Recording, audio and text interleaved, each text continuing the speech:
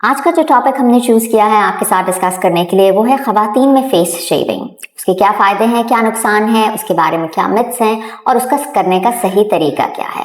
तो सबसे पहले तो हम ये बताएंगे आपको कि फेस शेव क्यों किया जाता है। हमारे चेहरे पर दो तरह के बाल मौजूद होते हैं, बारीक बाल भी होते हैं और मोटे बाल भी होते हैं। तो फेस शेविंग से इन दोनों बालों से हम इनको रिमूव कर सकते हैं। उसके अलावा जो हमारे चेहरे पे डेड स्किन होती है उसे भी रिमूव किया जाता है फेस शेविंग के साथ, जिस प्रोसीजर को हम डर्मा प्लानिंग या मैकेनिकल एक्सफोलिएशन कहते हैं। तो उसके बाद ये होता है कि जब ये डेड स्किन और बारीक बाल चेहरे से उतारे जाते हैं तो फिर स्किन बहुत ही सॉफ्ट और सपल महसूस होती है। इसके बाद हम आपके साथ शेयर करेंगे वो ऐसी किन कंडीशंस में ये रेकमेंडेड नहीं होता। अगर आपकी स्किन सेंसिटिव है, आपके स्किन इश्यूज है जैसे सोराइसिस, एक्जिमा या आपकी स्किन पर एक्ने है तो आपको इसे अवॉइड करना चाहिए। उसके अलावा इसके कॉन्स क्या आ जाते हैं, इसके नुकसानात क्या आ जाते हैं कि जब आप फेस शेव करते हैं, जैसे हमने बताया कि चेहरे पर मोटे बाल भी होते हैं, तो जब मोटे बालों को शेव किया जाता है तो कभी तो आपको ऐसा महसूस होता है कि उसका शैडो, क्योंकि मोटे बाल की जड़ जो है उसके अंदर काफी पिगमेंट होता है, जब लाइट उससे रिफ्लेक्ट करती है तो वो मोटा बाल वहां पर पिगमेंटेशन भी कर देता है, आपको स्किन की डिस्कलरेशन भी फील होती है। इसके अलावा जब आप जिस भी एरिया फेस पे अगर शेव भी की जाती है तो जहां मोटे बाल होते हैं वहां पे इनग्रोन बालों की कंप्लेन भी आ जाती है।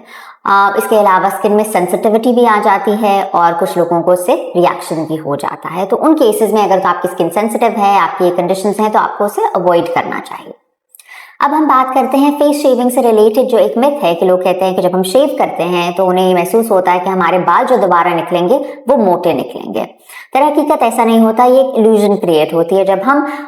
जब भी आप सेफ्टी या रेजर यूज करते हैं बालों को चेहरे पर से हटाने के लिए, तो वो जो उसकी सरफेस बाल की होती है उस एज को वो ब्लंट कर देता है। तो जब तक आपका बाल मुकम्मल तरीके से स्किन से बाहर नहीं निकल आता तो आपको ऐसा महसूस होता है कि वो बाल ज्यादा मोटा है या वो ज्यादा थिक है या उसका टेक्सचर चेंज हो गया। ऐसा नहीं होता, जब वो स्किन से आपका बाल पूरा निकल आएगा तो वो आपकी स्किन का जैसा बाल का पहला टेक्सचर था वो वैसा ही रहेगा। तो इसलिए आपको इस बात पे घबराने की जरूरत नहीं है कि आप शेव करने से आपके बाल मोटे निकलेंगे। तो आपके साथ शेयर करते हैं इसे करने का सही तरीका क्या है। फेस शेव करने के लिए आपको सबसे पहले तो जो है अपना चेहरे को क्लीन करना चाहिए। आप ड्राई शेव भी कर सकते हैं जिसे हम डर्मा प्लानिक या मैकेनिकल एक्सफोलिएशन कहते हैं। आप अगर आपकी स्किन सेंसिटिव है, आपके ड्राइनेस के इश्यूज हैं, तो आप मॉइस्चराइजिंग क्रीम या मॉइस्चराइजिंग लोशन लगाकर भी शेव कर सकते हैं। शेविंग के लिए आपको सिंगल ब्लेड डिस्पोजेबल रेजर का इस्तेमाल करना चाहिए और खसूसी तौर पे वो जो कि फीमेल्स के लिए डिजाइंड हो, सेंसिटिव स्किन के लिए डिजाइंड हो। कोशिश कीजिए कि आप जो कभी भी उसको रिपीट ना करें फेस शेविंग में स्पेसिफिकली, और डल रेजर का इस्तेमाल ना करें। उस केसेस में आपके पास कट्स या अब्रेजन्स होने का खतरा हो सकता है।